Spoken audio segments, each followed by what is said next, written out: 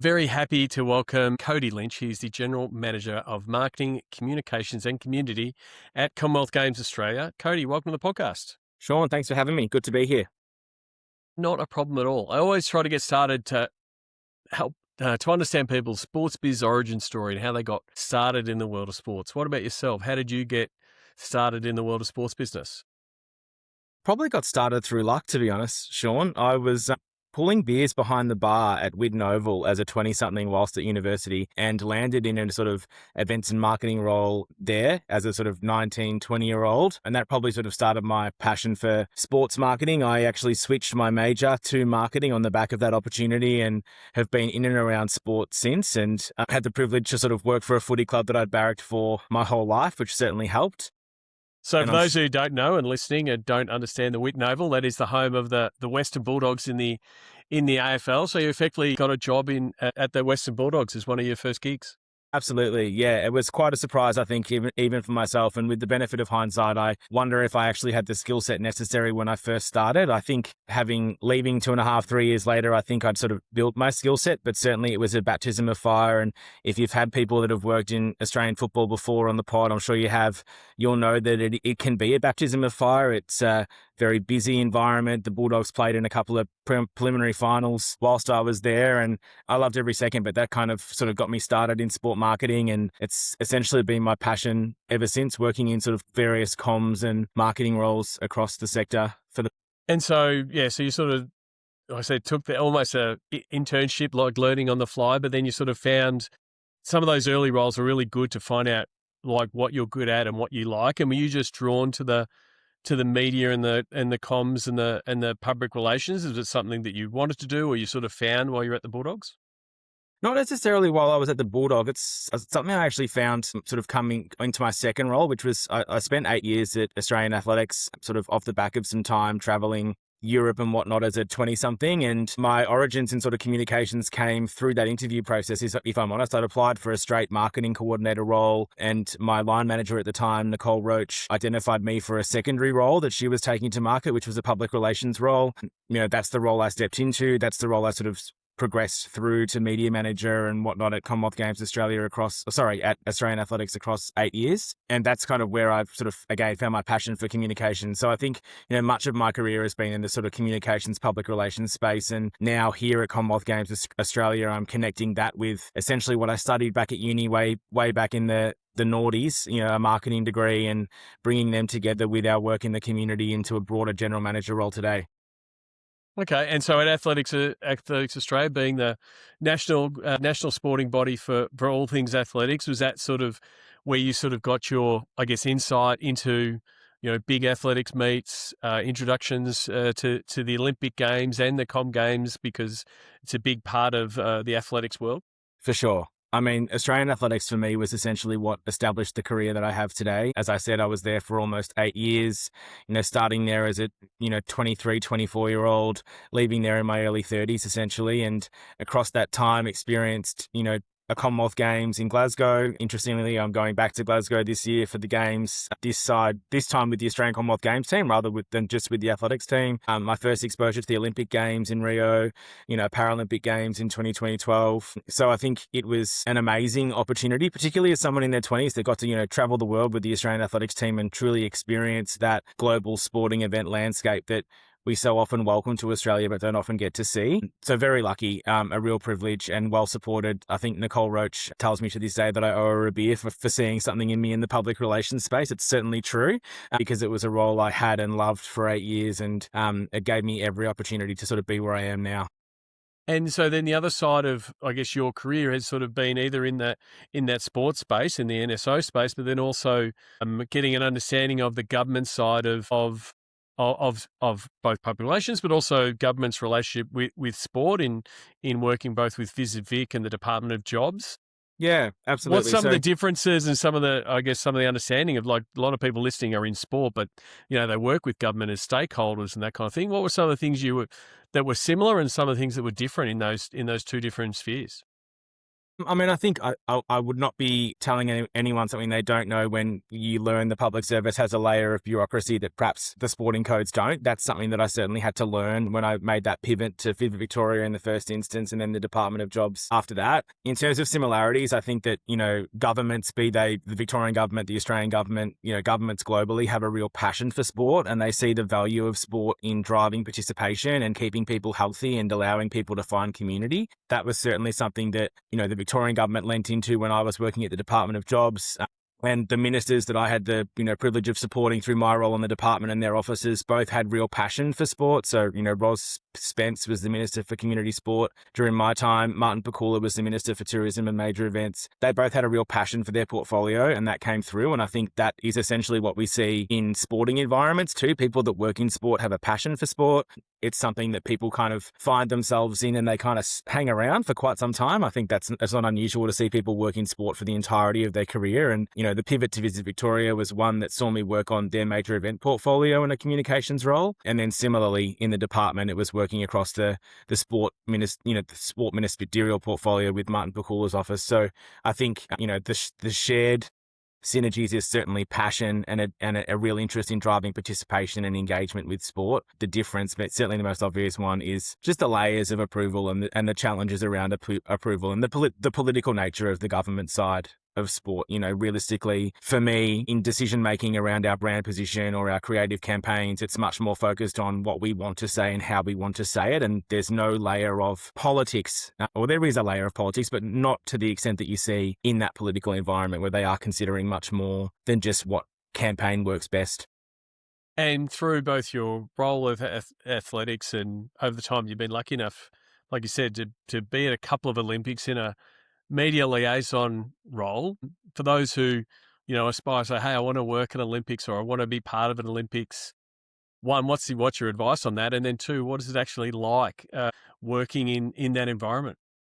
Well, I think my experience of the Olympics is it's life-changing. Like, I've had the unbelievable privilege to work as media liaison at Rio in 2016, and then, was invited back by the Australian Olympic Committee, having left Australian athletics, to work on both Tokyo 2020/21 and Paris 2 years ago. It's a really unique environment, I think, for the sports involved. Often the level of attention they receive at the Games is not something they experience at any other point in the 4 years, potentially other than when they compete at Commonwealth Games. And that creates a pressure cooker environment for their staff and their athletes. And I think one thing that the AOC do amazingly is support their sports in managing that environment. The AOC, particularly during my time, have always had a very capable media and communications team that encourage and support their sports in storytelling about their athletes. Obviously with the lens of the Australian Olympic team over the top, but broadly it's an environment where athletes come to the fore, often for the first time, and become household names. Like, I think so many of our true Australian icons found their fame at an Olympic Games.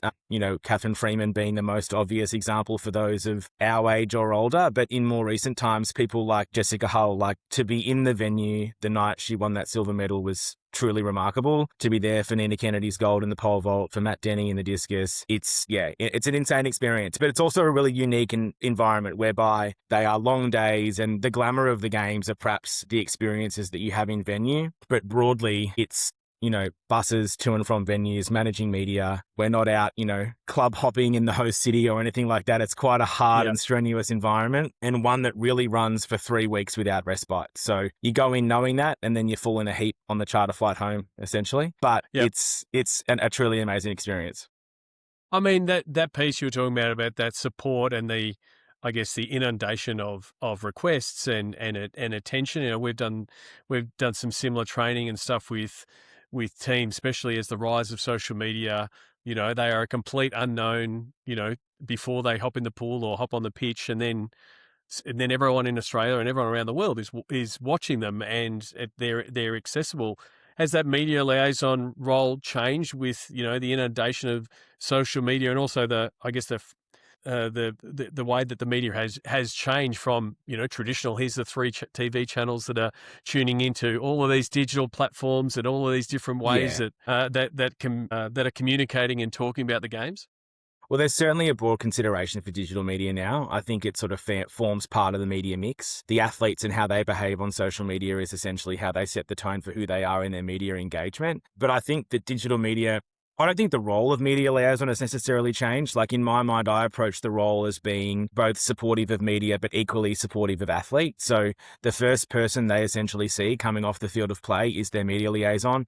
They've done a broadcast interview before they get to you, and then they move through, the traditional media mix zone and go on to potentially press conferences and other media on the back of their performance. So I see myself as someone that has to respond to how they are feeling and how they are sort of behaving in that environment. And I think good media liaisons support their athletes as much as they support media. It's a really delicate balance, but essentially you need a strong relationship with both. You're not there simply to service the media, you're there to support the athlete. In terms of how digital media has perhaps changed the approach, I would argue it's perhaps changed how traditional media and broadcasters come at covering the games. I think that they are much more focused on storytelling now than they are necessarily about performance in isolation. It's not a story about how the individual ran or swam or jumped. It's actually a story about who the person is and their background. And we see that today, like to use our work with Channel 7 at the moment on the Commonwealth Games. They've got a brilliant team that's charged with building the story of the athletes that will compete in Glasgow. It's not necessarily about every athlete coming in expecting to win a medal. It's about people that have come through adversity or displayed outstanding grit or determination or have an interesting background. That's as much part of the story now as performance. And I reckon that's potentially the shift as a consequence of digital media and the way that it introduces athletes to,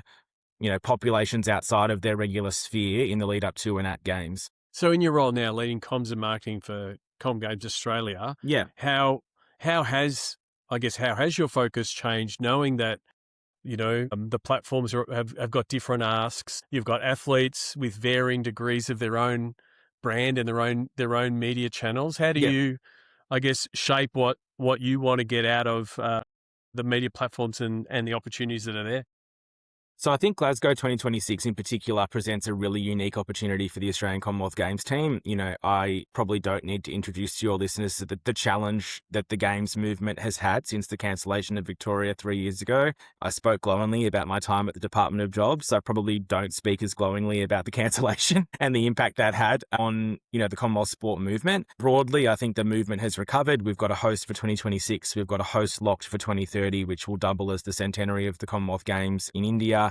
There's a host for the Youth Games next year in 2027. But one of the things that we don't underestimate is the sort of brand repair job we have to do, the reintroduction of the Games to Australian audiences beyond the cancellation. So we're coming at it probably in a sport-based approach, understanding what they're seeking for their athletes and how they want to manage media and environments for their athletes. But additionally, we're working with athletes that have a keen interest to tell their story, to bring them to the fore, to make sure we can lean into their pathway as an athlete, particularly as we approach a home Olympic and Paralympic Games in 2032. Our focus is on young athletes, people that will be around for the next 5-10 years, because they have the potential to be the next Catherine Freeman. And I think that realistically, we would be doing ourselves a disservice if we didn't showcase them as individuals in the way that we storytell. And I think one of the great things we're finding, particularly with the sports that we're working with on the road to Glasgow, is that they get that. And they know that the athletes see this as a critical opportunity to present themselves to an Australian audience. Seven understands that. Seven are looking for new narratives. Seven are looking for new athletes that are going to be around for some time, while also showcasing those that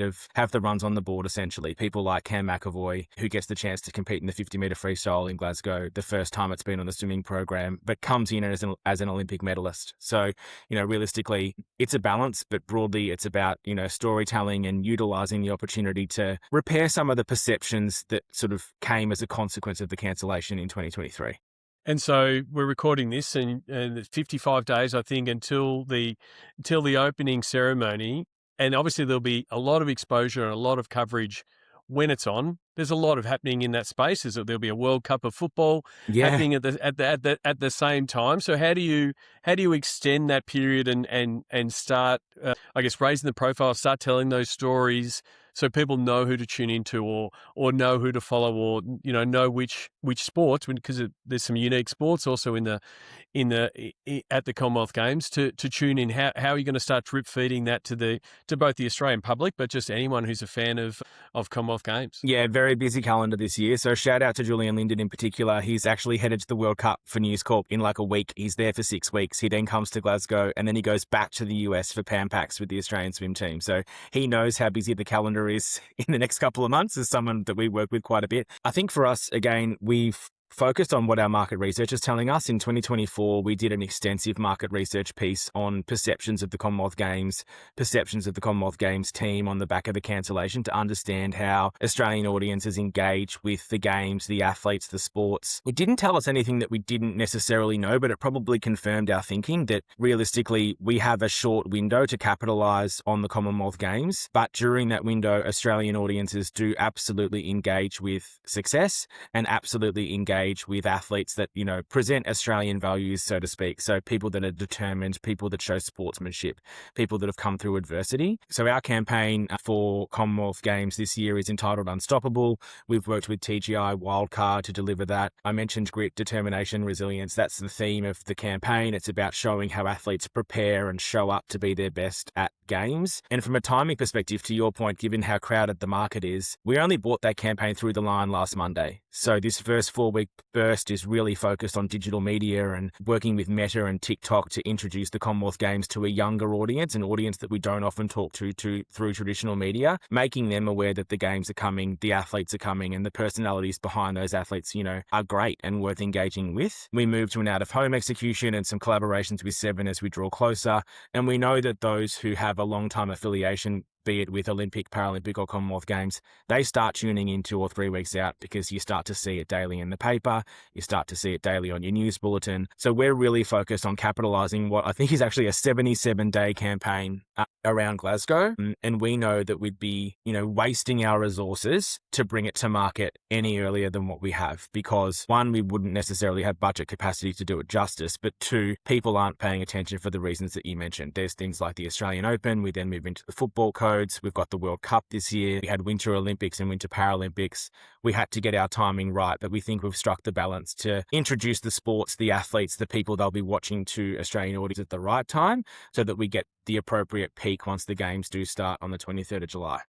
You obviously had experience at Athletics Australia, and a lot of the sports in the Com Games have a large participation base. Yeah. It's always that piece of a sports marketer. Should I go talk to a fan, someone that sits on the couch and doesn't do anything, or should I be talking to the people that are out there, running laps, swimming laps, playing hockey on weekends? How much of yours of your plans and marketing are to talk to people who are playing those sports? Like someone who plays hockey on the weekend will want to watch hockey. The netballers want to see the netballers perform on the big stage. How much is it connecting to that grassroots and community sport that there's so many people in Australia that continue to play every weekend?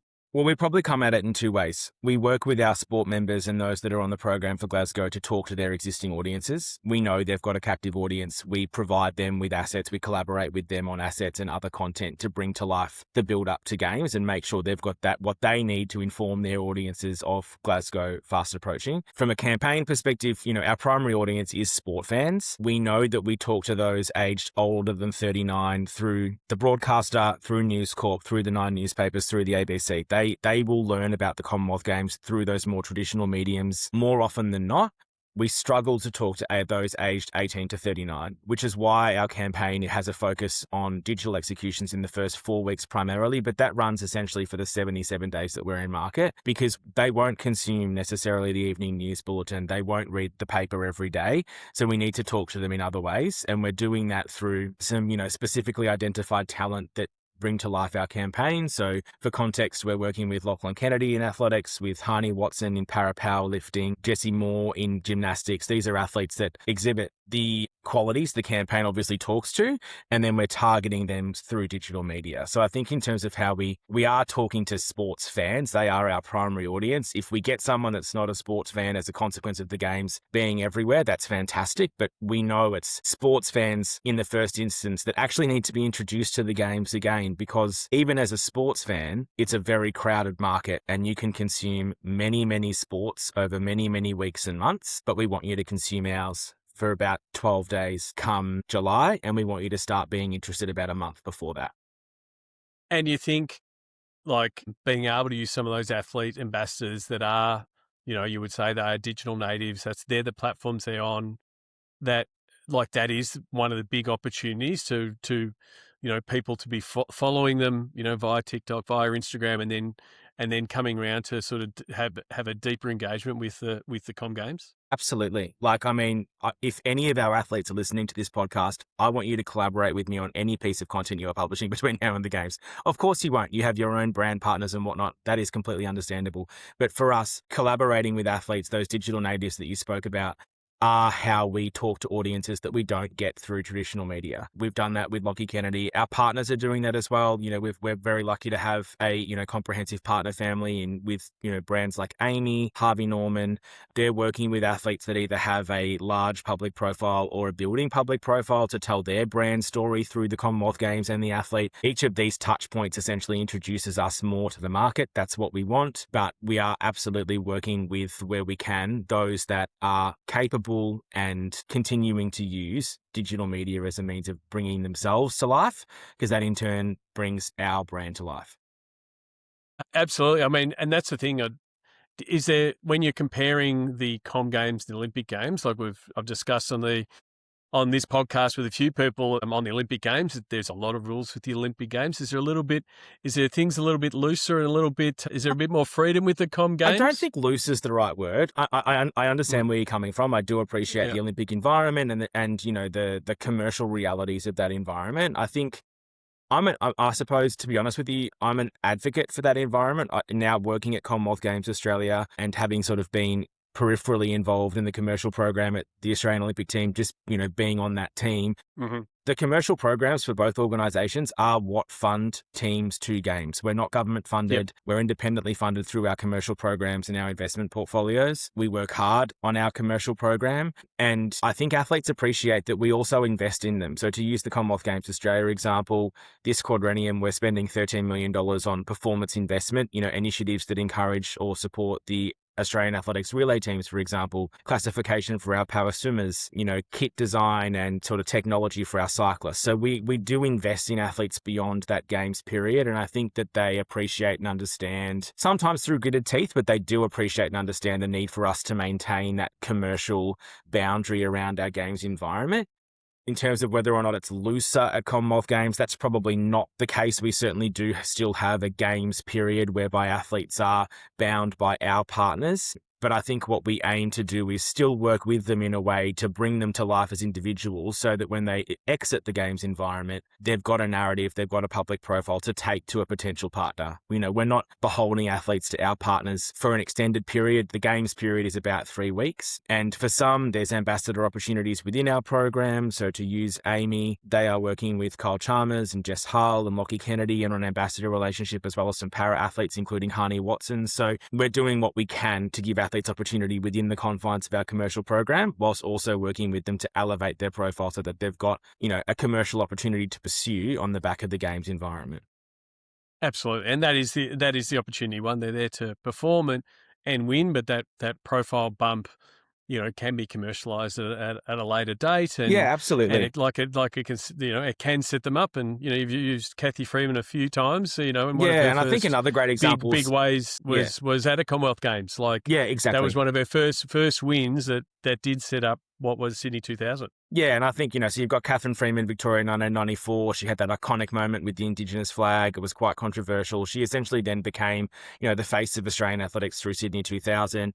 Ian Thorpe introduced through Kuala Lumpur 1998, again, face of Sydney 2000, and again in Athens 2004. I think even more recently than that, the performance of Ollie Hoare, for example, in the men's 1500 metres 4 years ago in Birmingham was one that captured Australia's attention. I think that for Ollie, it sort of set him up as a track and field athlete with profile. He was already an established athlete, but it gave him that, ability to use his profile for his benefit on the back of Birmingham. And I think for us at Commonwealth Games Australia, we don't position ourselves as a twin to the Olympic Games or the Paralympic Games. We are both a pathway event for a number of sports.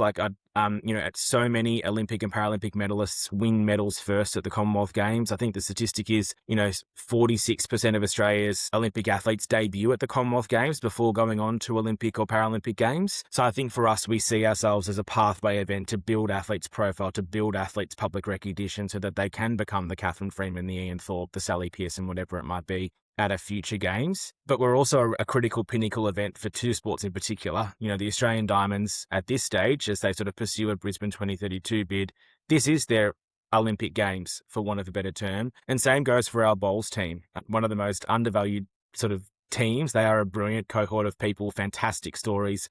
We announced their team last week, including a 76-year-old great-grandmother who's debuting at the Commonwealth Games for the first time. She is a cracker. And for them, this is their, again, to use that quote, that their Olympics. So we really support that for them too. So you've sort of spoken about, I guess, the brand campaign and getting the messaging out and working with the partners. Yep. But the games, when it is on, you're rolling, there's no set content plan. Things are happening. Yeah. And performances might happen. How do you get your team ready to take advantage when those, golden moments or even just awesome stories happen? How do you manage them both from your channels, but then also, with your partners, like Channel 7 and with your media partners to, I guess, push that as far and as hard as you can? Yeah, so the campaign probably takes a back step once the opening ceremony starts. If we haven't got you by then, we're probably either not going to get you or you're going to engage once you see something impressive. So we shift to a really content-led focus. To give context to the team we're taking to Glasgow, we're traveling with a team of 16 digital media or media liaison staff to Glasgow to cover the 10 sports we've got on the ground. Our intention is to have a media liaison and a content officer in every venue at every point of the games. They are charged with bringing the stories of the games to both the media in attendance and to people through our own digital media platforms and those of the athletes and those of the sports. So our focus really becomes, to your point, about capitalizing on the moment. We will go with a content plan. Like, we know the men's 100 meters is the 24th of July. So we will have a plan for the men's 100 meters. We know that the first medal to be won is para powerlifting. We know we're a big chance in both the men's and women's events for that sport.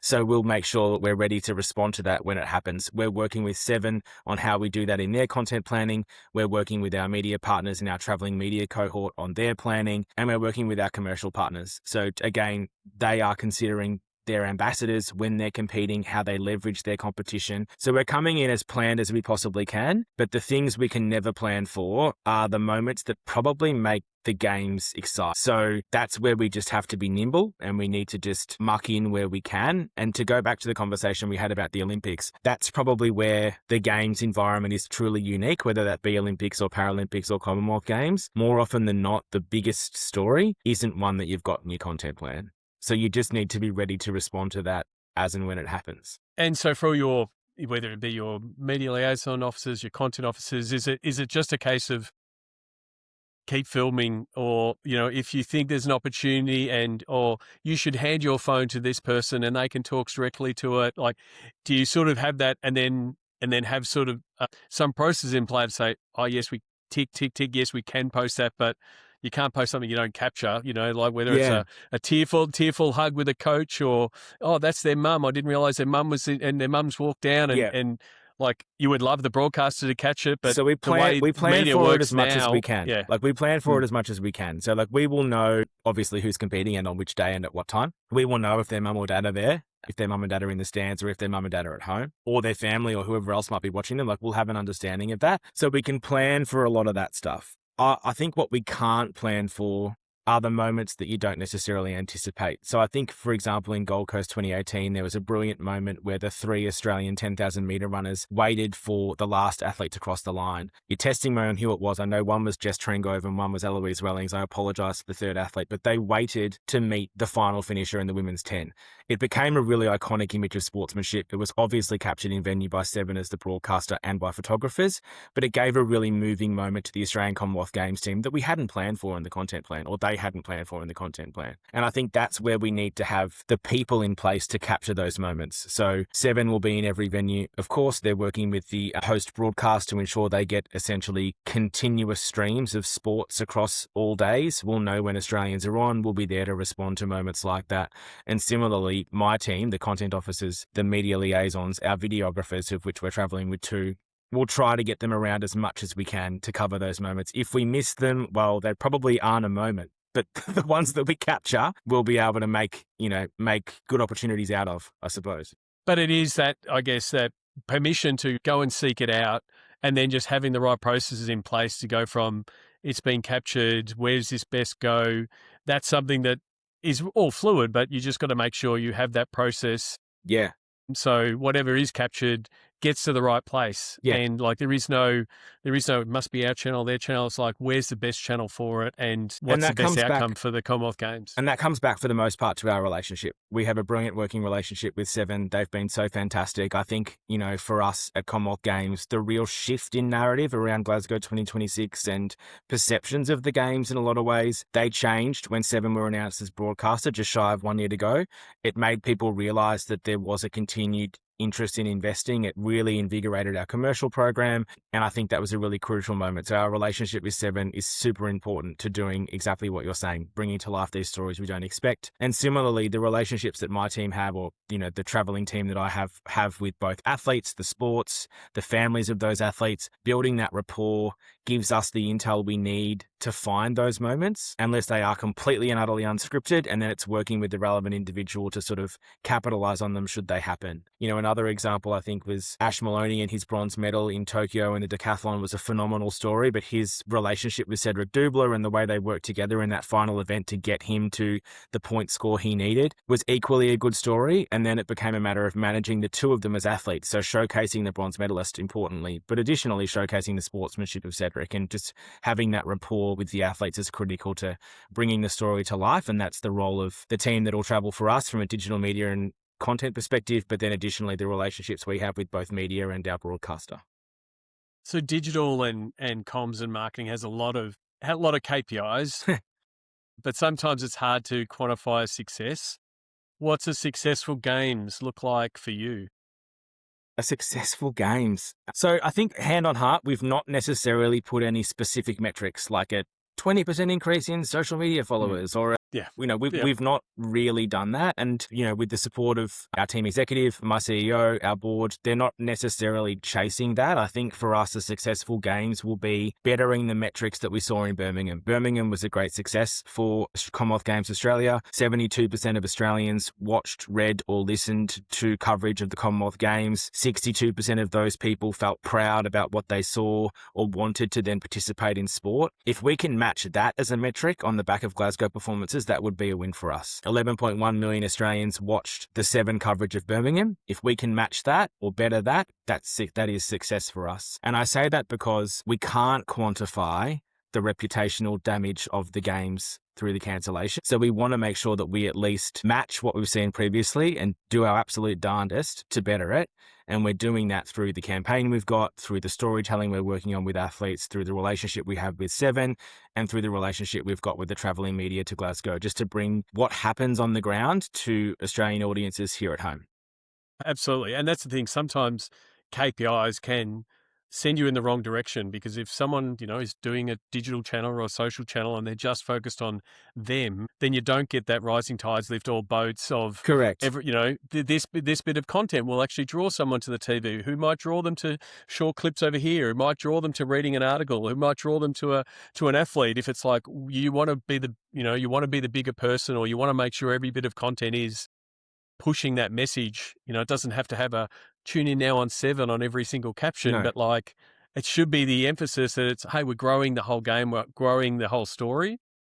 And I think it's an easier one to tackle. I think that's absolutely true for us. Like, to your point, for the metric in this instance is about bringing people on the journey and, making sure people are aware and engaging with the Commonwealth Games and seeing, rising tides lift all boats. Like, that's absolutely what we want. If you were talking to the head of media and public relations at the organising company, Her KPI is very different. They've got 500,000 Yep. tickets they need to move. They've Yep. got a commercial program that they need to extensively service. We do as well, of course, but for them, there is so much more riding on the campaign that they deliver to market because it is much more based on conversion, whereas ours is much more based on awareness. It's much more based on having people engaging with the games and learning more about the sports, the athletes, and how they can follow them, not just through Glasgow, but through LA in 2028, be that the Olympics or Paralympics, through the 2030 Commonwealth Games in India, and hopefully for some athletes all the way through 2032, and the unrivaled opportunity that a home Olympics and Paralympics, the whole Australian sports sector in 2032, whether you work for Commonwealth Games Australia, a national sports organisation, Paralympics Australia, the Australian Sports Commission, for all of us, Brisbane 2032 is the ultimate end game. And our role at Glasgow is to sort of support beginning to tell the story of some athletes that will continue through that opportunity. Absolutely. And that's the thing. You probably got in your plan, we'll have 4 or 5 viral moments. You can't plan them, right? You can't plan them. Can't plan them. They will happen, and they'll only happen if you're posting. One of my favorite stories is working with the Hockey Roos, and they were a terrific bunch, and they're like, how should we do social? I said, well, just do it as you would normally do it and have fun with it. And, if you want to have fun, that's what you want to do. And they took that approach, and the Kookaburras went down to a more professional lockdown. We're not going to do any social. And they both went into the Commonwealth Games. And that was the Commonwealth Games where the girls took a selfie and the Queen photobombed them. Glasgow 2014, that right? was. We're going back. Right. We're chasing King Charles this time around. Exactly. And like, if they weren't having fun and taking selfies at training, that never would happen. And they just created an environment where we're not going to take the pressure of social. We're going to have fun with it. And they got permission with their coach, and that was sort of their loose plan. And yeah, because they were having fun with it, the Queen photobombs their selfie. Yeah, you can't plan for it, but it doesn't happen if you don't set up that environment. That's right. I think that actually might have been Gold Coast now that you say that. But broadly, I get what you're saying. And this is... Yeah. I mean, funnily enough, you must be listening to the conversations we're having with sports and with athletes. Like we want honest, truthful, engaging storytelling. One thing I think that potentially undermines any great campaign, any great approach to media is, those almost generic, overprepared media lines. Overbriefed, yeah. Look, as I say, I worked at Australian Athletics for 8 years. I started there in 2009 and had the great privilege of supporting Sally Pearson in her amazing career. But I think her most viral interview was the one in 2008, where it was genuine and it was raw and it was, oh my God, did you see that? Obviously, she became a remarkably capable media professional, but that honest moment is what works best. And I think that any athletes should look at that and take comfort in being themselves, because I think Australians can additionally see through when an athlete isn't being themselves, and it's probably not going to work in their interest longer term. Absolutely. It's when Australia falls in love with an athlete, because they can see who they are. So, Cody, I really do appreciate you taking the time. I want to get to the Sports Geek closing 5. I made some notes on these. Well, that's right. Some people make notes. These are the questions that people rack their brains over. There's no wrong answers. You can't Google the answers because they're yours. Okay. But do you remember the first sports event you ever attended? I don't remember the first sports event I attended, but I remember, again, talking to Whitten Oval, home of the Western Bulldogs. I do follow them. I did have the privilege of working for them. I vividly remember the final game there in 1997. It was a really wet day. The Bulldogs got over the line really late. And essentially it was, as the club was moving from being Footscray to the Western Bulldogs in the new environment, they were going to start playing games at what's now Visy Stadium, or whatever Carlton is these days. The Carlton Stadium is these days. So that's one of the first moments I remember as coming together as a family. I think I was like 9 or 10. That's a pretty historic game. It was a historic game. And I think for me and for my family in particular, we're from the western suburbs of Melbourne. Many of our friends and family barrack for the Western Bulldogs. We, barracked for them for 30 years, or for me, before I saw them win a flag in 2016. So I think it's always been part of my sporting story, and seeing them at that game it's certainly an afternoon I vividly remember back when I was like 9 or 10. I also remember losing the preliminary final that same year, but I won't make that a highlight. No, yeah. Libba still thinks it went through the He's Big right. Six. It definitely went through. You would have been a lot of different sports events in your time. Do you have a favourite food or a favourite food memory at a sports event? Maybe a funny food memory. So there was this remarkable frozen acai at the Stadio Olimpico in Rio that we ate virtually every day. I've not eaten it since. I've not had an acai bowl since, but it was a great little treat to get through the hot afternoons of Rio. But more often than not, I'm a pretty traditional sort of pie and schooner kind of guy at sport, particularly here in Australia. But I do vividly remember the frozen acais at the Stadio Olimpico in Rio. Terrific. Sport can come at you, especially when you're working in a global sport, come at you at different times. What's the first app you open in the morning? I shouldn't admit this, and my wife gets really frustrated by it, but it's probably Outlook. I know that sounds really depressing. And more often than not, there's not enough emails in there that warrant me opening Outlook, but I think it's a bad habit that I need to try and break. In terms of it is. In terms of sports apps, you're not the first person. You're not the first person to also admit that. So it's quite common. In terms of sports apps that I open, it's probably the Supercoach app. I'm in a league with 15 other blokes. My team is doing terribly this year, but it's still something that I pay probably an unnecessary amount of attention to each week. Oh, that's fine. That's fine. Is there someone that you follow? And it might be someone you follow online. It might be a former colleague. It might be an author that the podcast listeners should give a follow, and why? Well, the first account they should follow is at @ComGamesAus. We're across Instagram, Facebook, TikTok. We will be obviously running a very significant storytelling campaign of all of our athletes on the road to Glasgow. So first and foremost, follow us. We'll be the home of news on the road to Glasgow. I'm actually going to shout out to an athlete that I met last week, who I now follow on Instagram. His name is Daniel Boss. He's a powerlifter competing in Glasgow as a debutant. His Instagram handle is, I'm going to say it's Boss A, Bossaye. Quite a unique athlete. And again, coming back to storytelling, he's a short-statured athlete who benches in training and hopefully in competition later this year 153 kilos. Jeez. He is a bodybuilder, which you can see quite extensively on his Instagram account. But then also just for fun, he's currently starring in the latest series of Spartacus. So his account has a bit of everything. He's one to watch in Glasgow, so follow him. We met last week. He was involved in our President's Dinner that we held in Sydney as part of a series of events we had up there, and I reckon he's one to watch come the games this July.